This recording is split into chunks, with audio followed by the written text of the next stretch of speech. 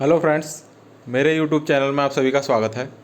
दोस्तों, इस वीडियो में हम बात करने वाले हैं कक्षा 9 का जो सब्जेक्ट है लोकतांत्रिक राजनीति, उसके चैप्टर 1 के बारे में, जो है आपका समकालीन विश्व में लोकतंत्र।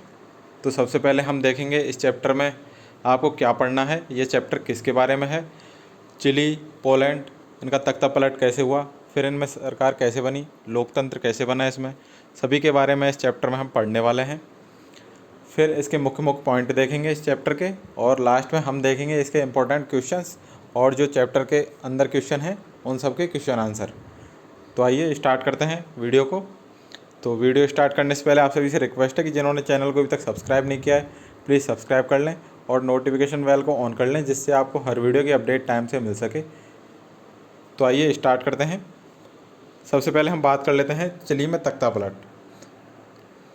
तो 11 सितंबर 1973 को चिली के राष्ट्रपति आयेंदे की सरकार का उन्हीं की सेना ने तख्ता पलट कर दिया, जिसकी अगुवाई जनरल आगस्तो पिनोसे द्वारा की गई। तख्ता पलट के बाद जनरल आगस्तो पिनोसे चिली के राष्ट्रपति बने। फौज ने राष्ट्रपति आयेंदे के निवास को घेर लिया और बम बरसाने लगे। इस फौजी हमले में राष्ट्रपति आयेंदे की मौत हो गई। इस तख्तापलट के लिए सैन्य शासकों को अमेरिका का साथ था, क्योंकि अमेरिका की सरकार आयेंदे शासन से खुश नहीं थी। तो इन सभी पॉइंटों को देखते जाएं, क्योंकि आपसे क्वेश्चन में पूछा जाएगा कि चिली में तख्तापलट कैसे हुआ। तो उस क्वेश्चन में आपको इन सारे पॉइंटों को इंक्लूड करना है जो आपके सामने है। नेक्स्ट है इसमें पॉइंट, पिनोसे की सरकार ने आयेंदे के समर्थकों और लोकतंत्र की मांग करने वालों का दमन किया और उनकी हत्या कराई गई। वे सभी फौजी अधिकारी जिन्होंने तख्ता पलट में शामिल होने से इनकार कर दिया था, उनकी हत्याएं करा दी गई, जिनमें चिली के वायुसेना प्रमुख जनरल अल्बर्टो वेस्ले प्रमुख थे। उनकी पत्नी और बेटी को जेल में डालकर काफ़ी प्रताड़ित किया गया। अब हम देखेंगे कि चिली में लोकतंत्र की वापसी कैसे हुई। तो 17 साल के शासन के बाद पिनोशे का सैनिक शासन 1988 में समाप्त हुआ, जब उन्होंने जनमत संग्रह कराने का फैसला लिया। लोगों ने उनके सैन्य शासन को नकार दिया। सैन्य शासन के अंत के बाद जनरल बेचले की बेटी मिशेल बेचेले चिली की राष्ट्रपति चुनी गई, जो एक लोकतांत्रिक सरकार है। लोकतांत्रिक सरकार द्वारा कराए गए जांच में पाया गया कि पिनोशे सरकार सिर्फ क्रूर ही नहीं थी, अपितु उसने भारी भ्रष्टाचार भी किया था। अब हम देख लेते हैं पोलैंड के बारे में। हमने देखा अभी चिली के बारे में कि उसका कैसे तख्ता पलट हुआ और वापस उसमें लोकतंत्र की वापसी कैसे हुई। अब हम बात कर लेते हैं पोलैंड में लोकतांत्रिक सरकार। 1980 में पोलैंड पर जारूजेल्स्की के नेतृत्व में पोलिश यूनाइटेड वर्कर्स पार्टी का शासन था, जो मजदूर वर्ग के शासन चला रहा था। पोलिश यूनाइटेड वर्कर्स पार्टी उन साम्यवादी दलों में से एक था जो तब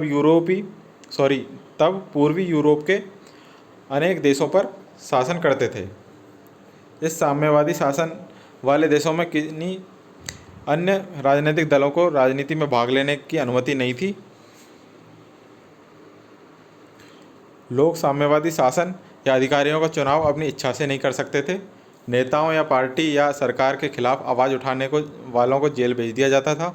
पोलैंड की सरकार को एक बड़े साम्यवादी देश सोवियत संघ का समर्थन हासिल था, जिसे रूस बोलते हैं, वही इस पर नियंत्रण भी करता था। जनरल जारूजेल्स्की ने आंदोलनों और अपनी आलोचनाओं से घबराकर दिसंबर 1981 में मार्शल लॉ घोषित कर दिया। अब हम देखते हैं पोलैंड में लोकतंत्र कैसे स्थापित हुआ।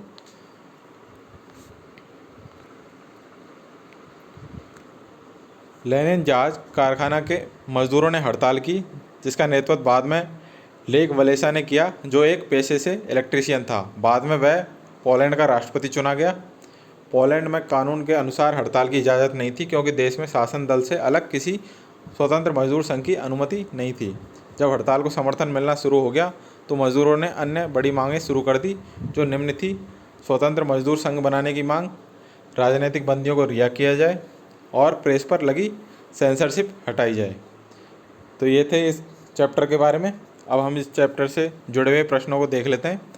पहला है चिली में किसके द्वारा और कब सरकार का तख्तापलट किया गया? तो चिली में 11 सितंबर 1973 में आगस्तो पिनोशे ने वहाँ की सरकार का तख्तापलट किया। नेक्स्ट प्रश्न है सार्वभौमिक वयस्क मताधिकार किसे कहते हैं? तो इसका उत्तर है 18 वर्ष या उससे अधिक आयु के सभी नागरिकों को बिना किसी रंग भेद, जाति, धर्म अथवा लिंग आदि के भेदभाव के उन्हें वोट देने का अधिकार प्राप्त होता है। तो इस प्रकार के अधिकार को सार्वभौमिक वयस्क मताधिकार कहते हैं।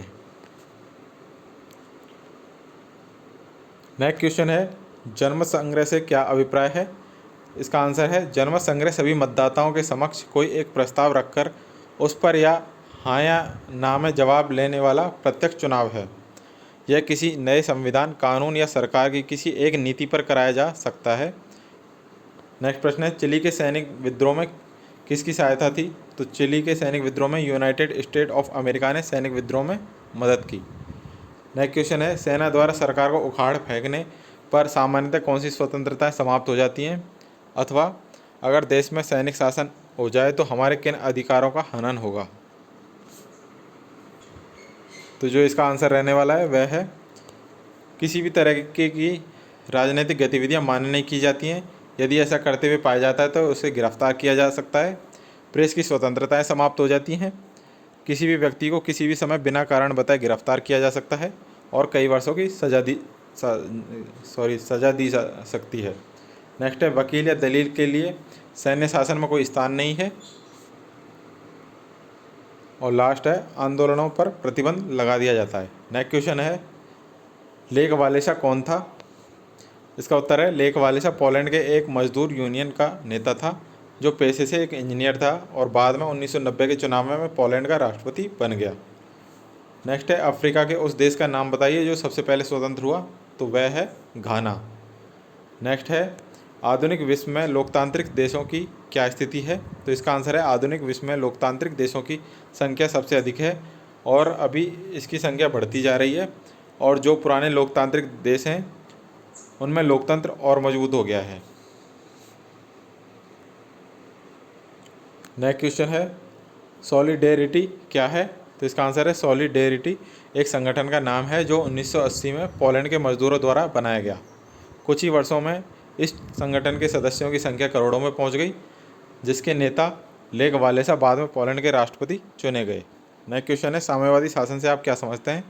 तो किसी भी देश की साम्यवादी पार्टी द्वारा चलाया गया शासन जिसमें अन्य पार्टियों को शासन या सत्ता के लिए प्रयास करने की इजाज़त नहीं होती है।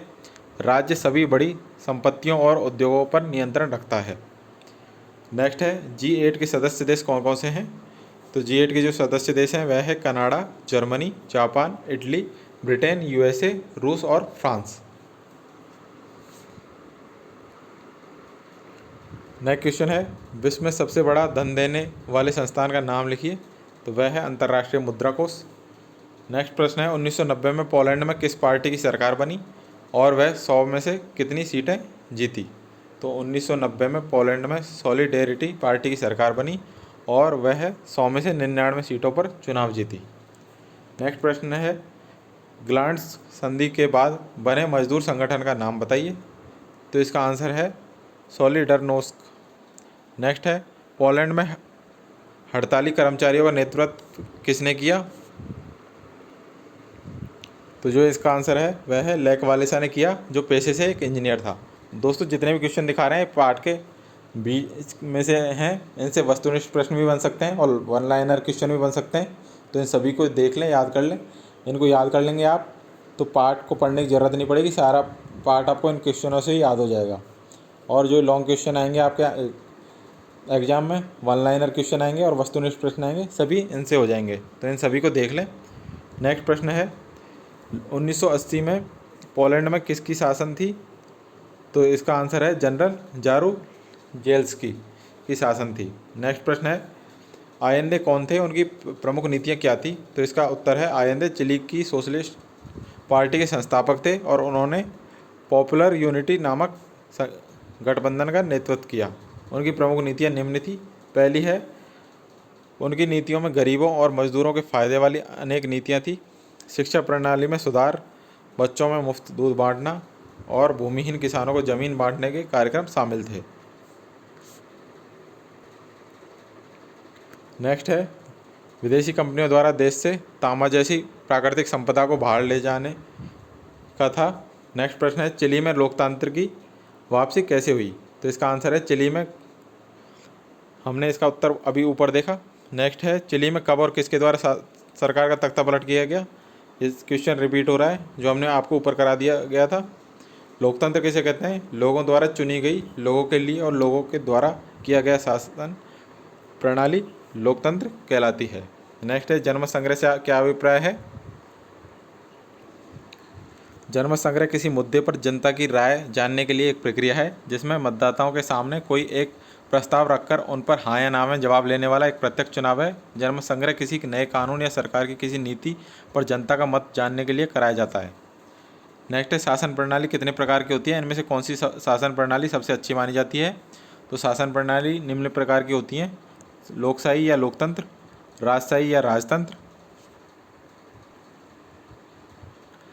तानाशाही शासन और मार्शल लॉ। और जो इसमें सबसे अच्छी है वह है लोकतंत्र। नेक्स्ट क्वेश्चन है चिली में सैनिक विद्रोह में विद्रोहियों की सहायता किनके द्वारा की गई? ये देख लिया था हमने क्वेश्चन। नेक्स्ट क्वेश्चन है सेना द्वारा सरकार को उखाड़ फेंकने पर सामान्यतः कौन कौन सी स्वतंत्रताएं समाप्त हो जाती हैं? ये क्वेश्चन भी रिपीट हो चुका है, तो इसको देख लीजिए आप दोबारा। नेक्स्ट क्वेश्चन है उपनिवेश क्या है? तो इसका आंसर है जब कोई देश किसी देश को अपनी अधिकार कर लेता है और उस शासन करता है तो ऐसे अधीन देश को उपनिवेश कहते हैं। नेक्स्ट क्वेश्चन है विश्व बैंक किसी भी सरकार को ऋण कैसे मुहैया कराता है?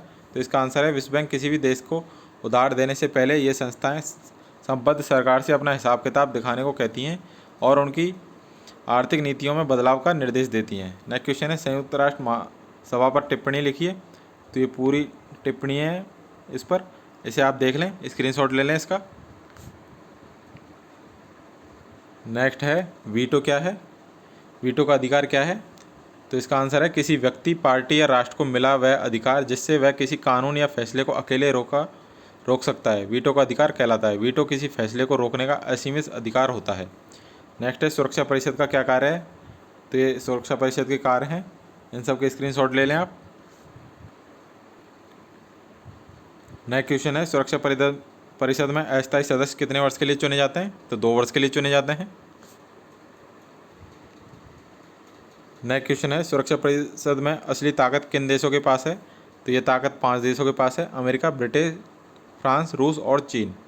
नेक्स्ट है अंतर्राष्ट्रीय मुद्रा कोष क्या है, यह कैसे काम करती है? तो अंतर्राष्ट्रीय मुद्रा कोष संयुक्त राष्ट्र संघ की एक संस्था है जो दुनिया के किसी भी देश को उधार और ऋण देने का कार्य करता है। इसमें कितने देश शामिल हैं? 188 देश शामिल हैं। नेक्स्ट है विश्व बैंक के अध्यक्ष का मनोनीत कौन करता है? तो ये करते हैं अमेरिकी वित्त मंत्री। नेक्स्ट है सोवियत संघ के बिखराव के बाद पूर्वी यूरोप पर क्या प्रभाव पड़ा? तो सोवियत संघ के बिखराव के बाद पूर्वी यूरोप के वे सभी देश जो सोवियत संघ के हिस्सा थे वह अलग अलग हो गए और स्वतंत्र हो गए। तो ये थे सारे क्वेश्चन इम्पोर्टेंट जो आपने देखे। तो ये था आपका पहला चैप्टर। आप कमेंट सेक्शन में बताएं आपको कैसा लगा। आपको क्वेश्चन के पार्ट के अंदर के क्वेश्चन चाहिए या पार्ट के लास्ट के या सारे क्वेश्चन चाहिए, आप कमेंट्स में बता सकते हैं। और क्या इसमें और करना है हमें वो आप बता सकते हैं। और आपको कैसा लगा वीडियो ये बता दीजिए। और जिन्होंने चैनल को सब्सक्राइब नहीं किया है प्लीज़ सब्सक्राइब कर लें और ज़्यादा से ज़्यादा शेयर करें। मिलते हैं नेक्स्ट चैप्टर के साथ, तब तक सभी को थैंक यू।